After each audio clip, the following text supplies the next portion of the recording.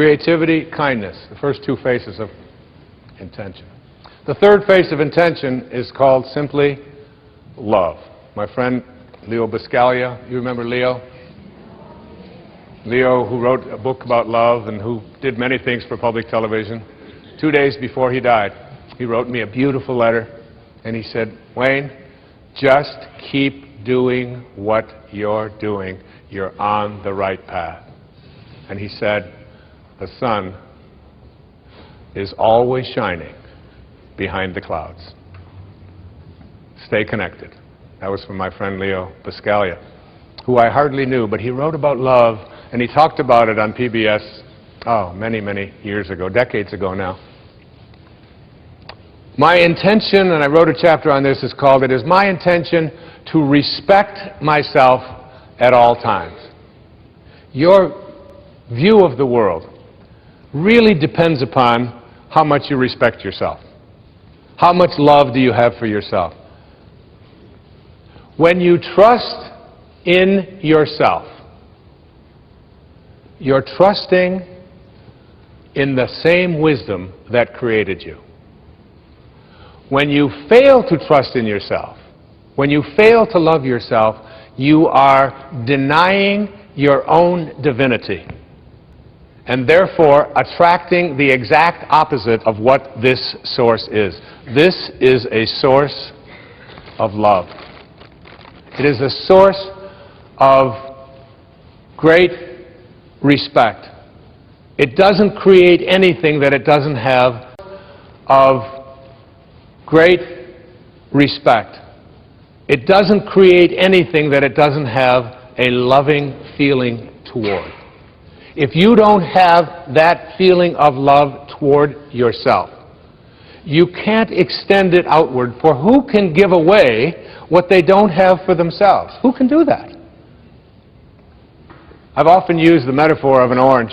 If you squeeze an orange, you get out of it orange juice. Why? It's an orange. That's what's inside. And when you squeeze you, someone puts pressure on you, says something about you that you don't like, and out of you comes anger and hatred and bitterness and tension and fear and anxiety and depression and worry and stress. It's not because of who did the squeezing. It's not because of the instrument they used or the timing. It has nothing to do with that. It has to do with what's inside.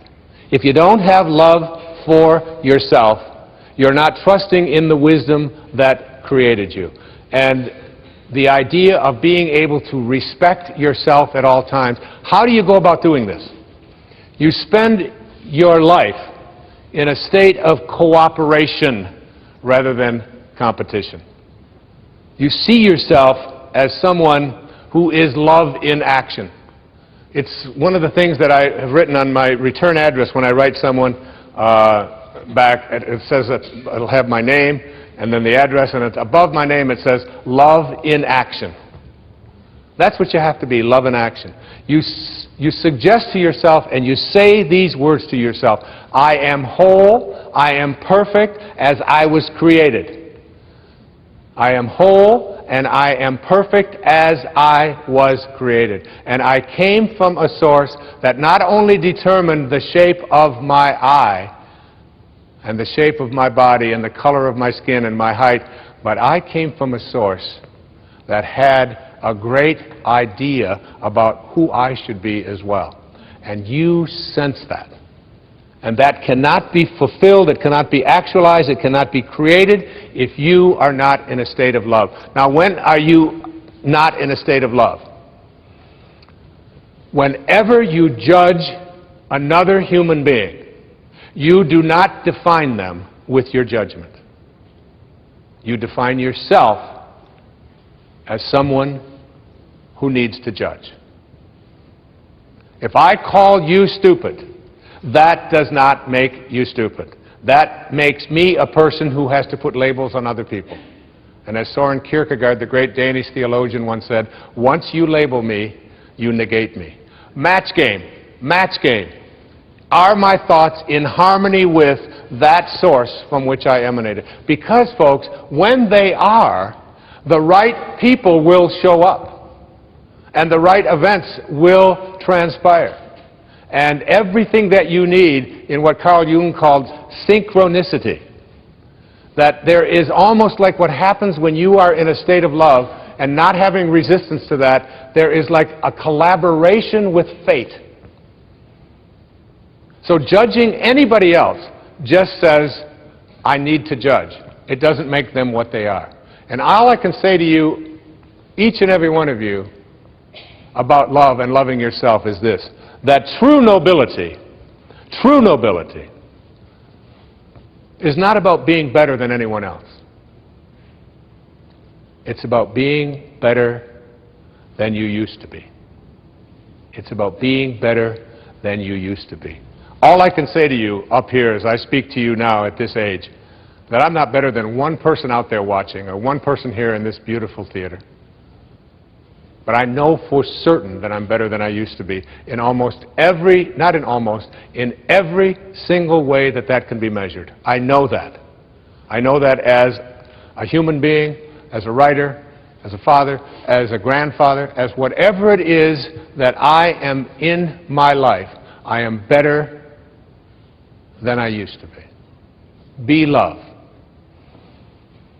The fourth face of intention is the face of beauty. Here we have a source. Here we have a source that is ultimate truth. It is the source from which you emanated. It's invisible. It's formless. Particles themselves do not create more particles. You need this to create a particle.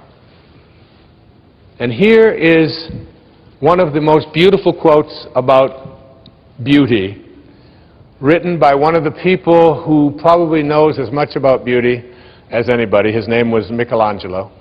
I don't know if you've ever been to Florence and you've seen David. I mean, just to stand in the same room. I went there to just look at David.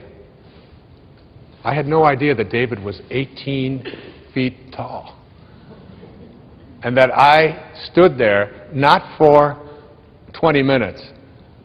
My whole family went traveling all over Florence. I said, come back. I can't leave. I was mesmerized by the beauty. And I always loved what Michelangelo said when they asked him, how could, out of one piece of marble, how could you create something so beautiful? And he said, David was already in there. I just chipped away the excess. David is in you. Beauty is in you. And here's what he said about beauty. He said, every beauty which is seen here below, down here below, by persons of perception resembles more than anything else that celestial source from which we all come. Isn't that great? Every beauty that we see resembles more than anything else that source. We're talking about source, connecting to source, from which we all come. Do you see beauty? Do you see it more or less in your life? Can you find it in a homeless person urinating on the street? Can you find beauty in a cockroach? As you reach higher levels of consciousness, you begin to see, not only do you see beauty everywhere and in everything, you begin to recognize it as truth.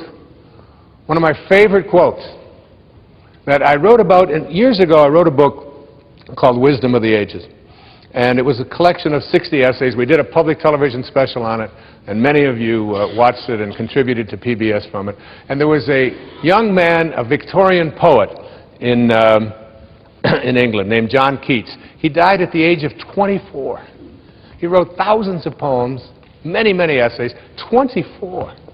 And he said these words, and I wrote an essay about it, but I must confess to you, because I'm better than I used to be, I must confess to you that I didn't really understand this quote until I wrote The Power of Intention, until I put together this program here for you. I didn't really fully grasp it. I get it now. I get it.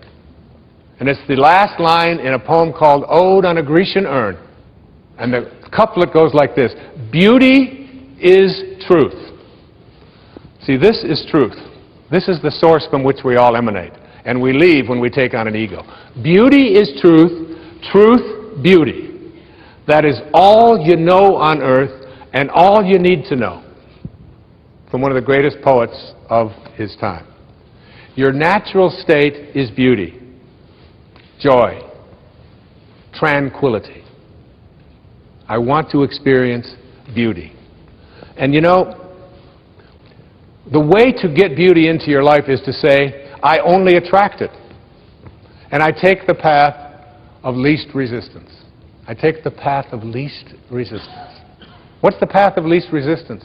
The path that says, I am as closely aligned with this energy as it's possible to be. You know, in 1978, I had a wonderful opportunity, one of the great opportunities of my life. I was invited by an organization called YPO, Young Presidents Organization, to come to Vienna in Austria.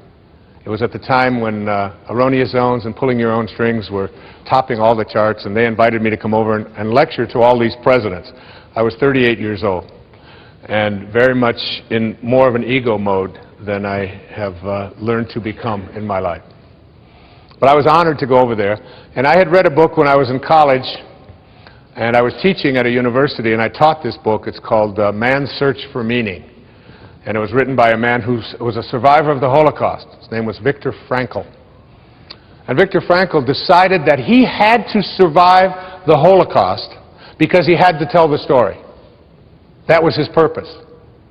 We got to Vienna, and I found out that little Wayne Dyer, this little kid who lived in foster homes and worked for everything he ever had, that little Wayne Dyer, this little kid who lived in foster homes and worked for everything he ever had in his life, was on the same panel with Viktor Frankl. Man's Search for Meaning. I just sat there in awe. I remember what Rumi once said. He said, sell your cleverness and purchase bewilderment. Just be in a state of bewilderment. And I was just totally in awe to be sitting in the same room, let alone on the same panel, let alone discussing in front of these presidents with this man who had everything taken away from him. He was a psychiatrist who was taken off to the concentration camps in Nazi Germany. And he described how he survived. The Nazis gave him a bowl of soup, which was just hot water with even sometimes bugs floating around in it. And there was a dead fish head for flavor in the soup. That was his meal for the day. And he described the beauty. Not the anger, because the anger, and he learned very early that anger and resentment and hatred are low energies that always weaken you. He learned to find beauty in a floating fish head. You've got to be able to find it everywhere. Beauty is truth. Truth, beauty. They are one. Find it in as many places as you can. The next face of intention is what I call the face of expansiveness. And the intention that I have for this is, it is my intention to express the genius that I am. I love that Buckminster Fuller once wrote, everyone is born a genius, but the process of living de-geniuses you. It does. This source is an expanding source. It's a forming power. You have to be a forming power. You have to be in a state of expansion, a state of seeing yourself in the same way that this universal source sees you. You are a genius. Einstein said that imagination is more important than knowledge. More important than knowledge. He also said something very powerful. He said, all I want to do is to learn to think like God thinks. All the rest is details. It's just details. How much time do you spend in your life on the details? This program is about learning to think, feel, and sound like your source, like source energy. So you have to pay attention within you to all of your inner thoughts that have any doubt in them. Hawkins talks about this in Power versus Force, that everyone that is labeled a genius has something called radical humility. They don't brag about it. They don't talk about how great they are. They just know that they came from a source and they came here to do something. And to me, I mean, I have people that show up in my life who think that because I can get up in front of an audience or because I can sit down and write, that this makes me a genius. And, you know, folks, you know, if my car doesn't start, I open up the hood and I'm looking for on, off. Hoping to find a switch in there. That's just, because otherwise I am completely challenged when it comes to fixing things. And I want it that way. I encourage that, all right? I don't want to be spending my energy fixing screen doors, and I've made that really clear. So I just manifest screen door repairers in my life. The way that you stay with this field of expansion is that you align with the spiritual energy that is really the genius from which you originated. You are a genius. One of the most important things that you can do is look for the genius in others. See it in everyone, in everything that they do, and remind them of that. I have 8 children. Every single one of them is a genius in their own way. Every one of them. One of my daughters is, who you'll be hearing in a few moments, is a genius when it comes to taking the microphone and singing. One of my daughters has such power in her ability to get on a horse and to take little children and to show them how to ride a horse. And she looks with her long, flowing blonde hair when she's out there, and she takes these little children, and she just touches my heart, and it's so powerful. And she knows that this is her purpose. Her purpose has something to do. She can't ever stop thinking about anything that doesn't have something to do with horses. Every paper she ever had to write in school has something to do with that. She's her own little genius. I have a son who is who's a surfer, and who's also made up his own language. He speaks a language that he and a few of his friends can do. And I have a brother. My brother David is the same way. He created a language when we were 13 and 14 years old, and I still speak it today. And nobody else understands anything about it whatsoever. If I say Clodopole, Dipeker, or the Beady Banal, only my kids will know what I'm talking about. There's not a person in the whole country. My brother Dave, watching this, he'll know what I'm talking about. That's a genius. All of my children have this in one form or another. And each and every one of you have that as well. Don't let life de-genius you. You came from a source that creates perfection.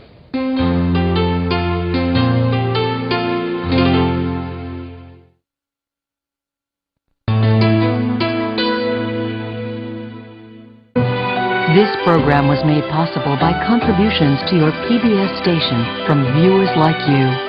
Thank you. The next face of intention is called the face of abundance. And the face of abundance, remember, I go back. This creative source reacts to your belief in shortages with a fulfillment of your belief. So if you believe and know and are certain that you can't attract abundance into your life, but I want to tell you tonight, you tuned in to somebody who knows about abundance. I have always been able to create abundance in my life. When I was a little kid, all the other kids in the places that I lived and so on, and even when we got back at home with my mom, pop bottles. You remember soda pop bottles? You could collect them, little knee-high bottles, and Pepsi-Cola bottles, and Coca-Cola bottles, and 2 cents if you took them back. I was a master at collecting pop bottles. I could manifest a pop bottle just like that. It was we used to have furnaces that had coal in them. And I would go along and I would empty people's ashes that they would set out. I'd just take it out to the alleys. I would go to the grocery store, and because my imagination was always working on abundance, I would carry groceries out for little old ladies. You know what I'm doing today? Right now? Collecting pop bottles. And taking out ashes. And taking out groceries for little old ladies. Just a bigger stage. See, if I came to this source and said, I don't have enough, this source doesn't know how to react to I don't have enough. This source is an endless supply. It's like the ocean. You can take a 10 million gallon tank to the ocean of abundance, and you can take it out every hour, or you can take a thimble once a year. And the ocean doesn't care. It makes no difference to the ocean because everything returns to this source. Every time I walk, wherever I go, in fact, it happened to me this morning. I found a dime. A dime? That's like major. A dime. That's 10 pennies. That's 5 bottles. And whenever I bend over, and I notice that it gets a little further away, I bend over and I pick up this coin, and I always say, thank you, God, for this symbol of abundance that always flows into my life. Never once have I ever said, how come only a dime? I need $1,000. Why are you only giving me a dime? It reminds me of a wonderful story of a grandmother who was living in that consciousness, and she was walking along the beach, and she had her little grandson with her, and all of a sudden this huge wave came right out of the ocean, gobbled up, took the son, and he was gone, just disappeared. She got down on her knees, she prayed, oh my God, please send my grandson back. How could this be? This is the worst moment of my life. Please send my grandson back. I know. And all of a sudden another wave came along and plop! There was her grandson, right there next to her feet. And she looked up and she said, he was wearing a hat.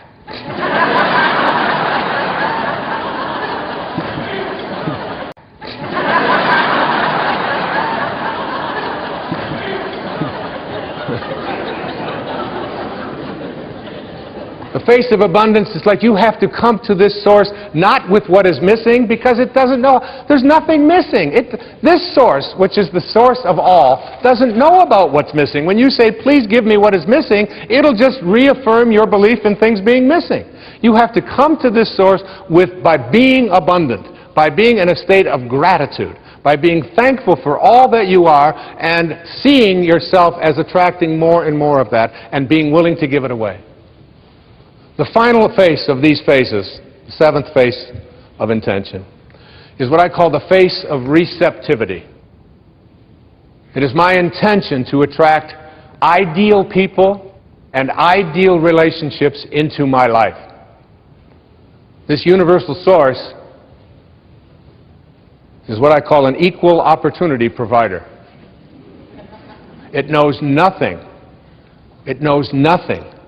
about not being receptive. It doesn't show up in you and not in you. It isn't anything that would judge one as better than the other. Are you receptive? Are you receptive to everyone? And you know, this works so well. My secretary and I, Maya, who's sitting up here in the box, who's been with me for 25 years. I can't shake her. As much magic as I try, she just keeps showing up. I couldn't do it without her. And we were leaving for a talk in Chicago, I believe it was, from Florida. And we had 7 boxes of books to take with us on the plane. This was in the days when you could take what you wanted on a plane. And we were scheduled out on one airline that I was a platinum something or other on, and we found out that the flight was canceled. And they had already checked the boxes in, and then well, they sent us to another airline at the other end of the terminal. So we wheel up there, we go up there with the 7 boxes, and she's up there, and this woman's got a scowl on her face at this new airline. And almost as if she was saying, you won't be getting these boxes on this plane. And she was determined that that was not receptive to this idea whatsoever. Now, my way I handle these kinds of things in my life is by every time, if I meet a surly waitress or a surly waiter, or if I meet someone who, when I'm checking into a hotel, is giving me a hard time, to me this is just a wonderful opportunity to practice the power of intention. Can I be receptive to this person and have them eating out of my hand in no time at all? And it isn't by being phony or artificial. It's by trusting that if I'm receptive to this person, if I'm sending love to this person, if I'm sending kindness, if I am being what my source is, if I am in harmony, in rapport with source energy, then I can create an ally. So my secretary was about to, and I just said, Maya, don't say a word. And I went up to the woman and I just started talking to her, and because I knew, I could just tell by her body language that she was about to tell me, you're only going to be able to take 2 boxes with you for each person and you're going to have to leave 3 here. But that just wasn't on my agenda whatsoever. And I reached into my briefcase and I took out a book and I signed it. I said, I'd really like you to have this. I appreciate you putting us on your flight. And I started talking to her in this really kind of way, and I said, it's just, we just missed this other flight. I've got to give a talk up here in Chicago. And I extended as much kindness as I possibly could. I was totally receptive and open to her. And by the time this encounter ended, she was asking, don't you have any more boxes? Isn't there something else that you'd like to ship? Do you want to ship one of your kids? We can... And upgraded us to first class, gave us everything that we could possibly have wanted, and it was all because of being receptive to her, having this space of receptivity. When you have receptivity, when you are practicing infinite patience, when you are being the kind of person you wish to attract, you have to want it more for others than you do for yourself. You have to see yourself already as connected to the right person. See yourself from the end.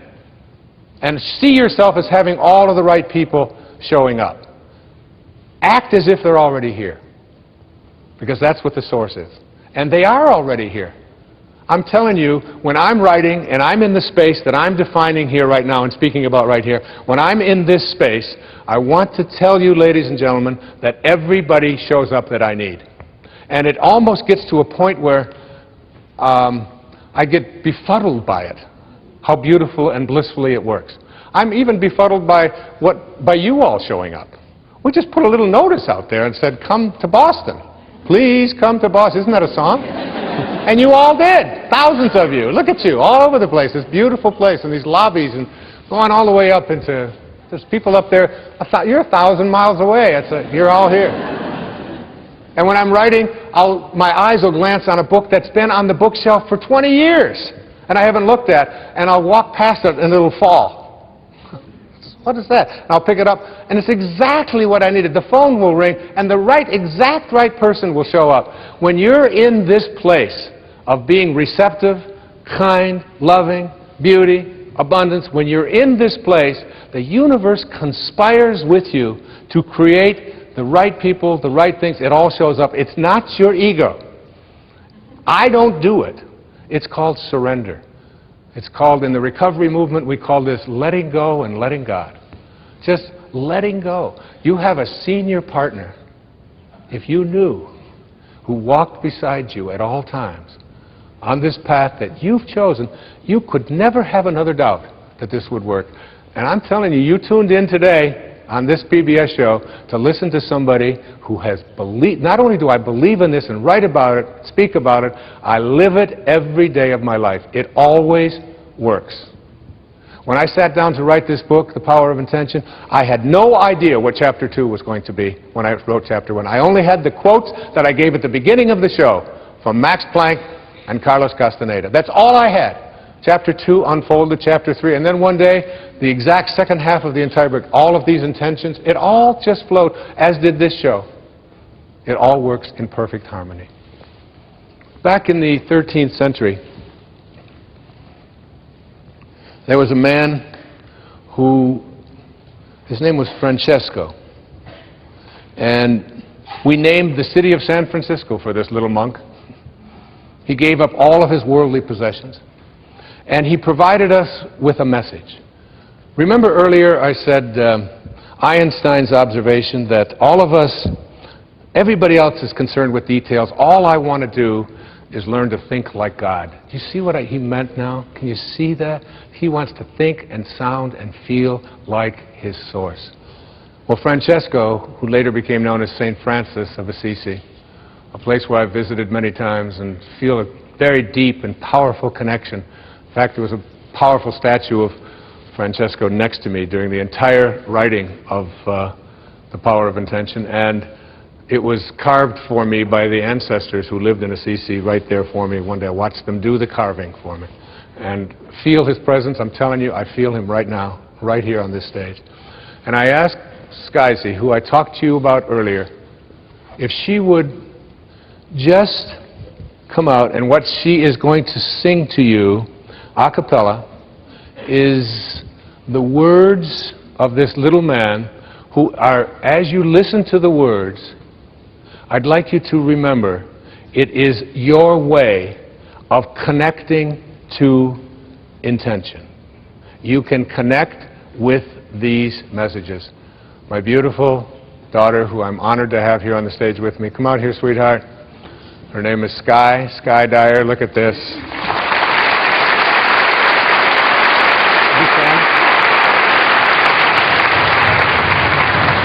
You're so beautiful. Way back. Very good.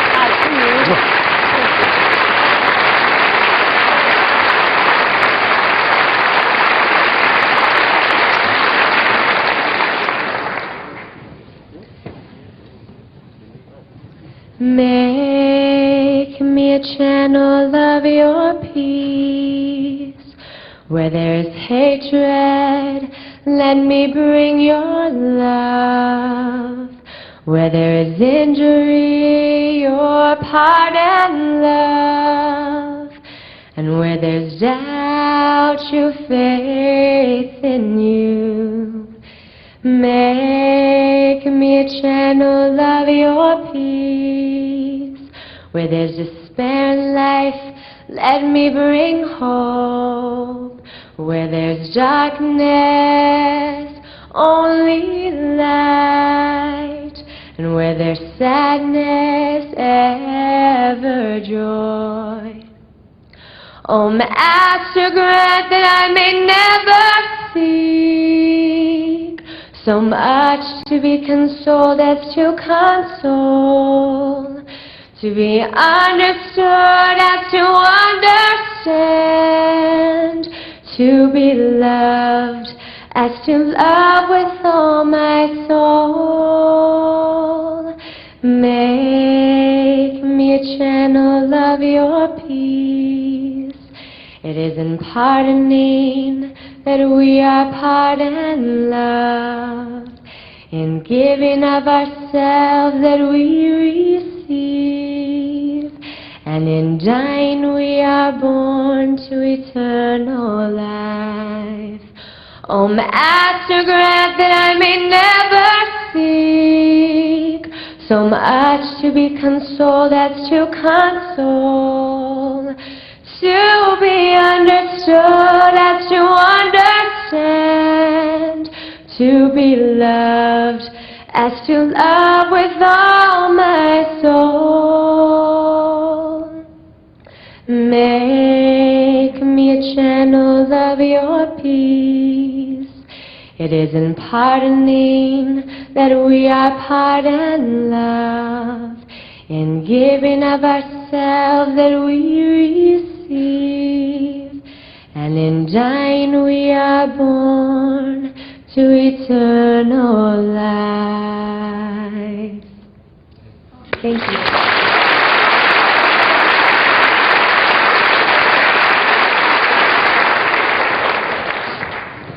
The words to that I'd like you to play over and over again. The words to that are very powerful words. Make me a channel of your peace. Where there is hatred, let me bring love. Where there is injury, pardon. Where there is doubt, faith. Where there is despair, hope. Where there is sadness, joy.